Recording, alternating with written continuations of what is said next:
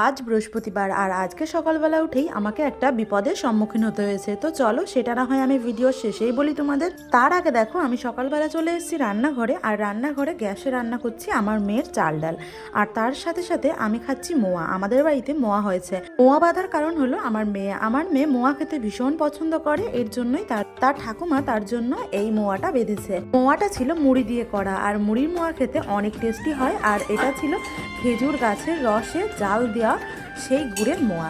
তাহলে তো ভালো হবেই, তাই না বলো? তো চলো এবার আমি রান্নাটা করে নিই। রান্নাটা অনেকটাই হয়ে এসছে, তো চলো এবার নামিয়ে নেওয়া যাক। সকাল থেকেই কোনো কাজবাজি সেমনটা করতে পারিনি। ভাবছি মেয়েকে সকালের খাবারটা খাইয়ে দিয়ে পরেই কাজে লেগে যাব। আসল কথা হলো সকালবেলায় কাজ না করলে কোনো কাজই এগোতে চায় না।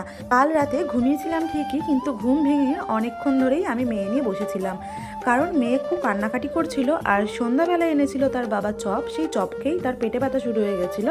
আমরা অনেকটা পরেই বুঝতে পেরেছি, আর অনেকটা পরেই পেটে ব্যথার ওষুধ খাওয়ানোর পরে আমার মেয়েটা শান্ত হয়ে ঘুমিয়েছে। রাত তখন 1-2 বাজে। আমরা সারা রাত ঘুমোতে পারিনি বললেই চলে। এর জন্যই সকালবেলা উঠতে উঠতে প্রায় সকাল 7টা বেজে গেছে।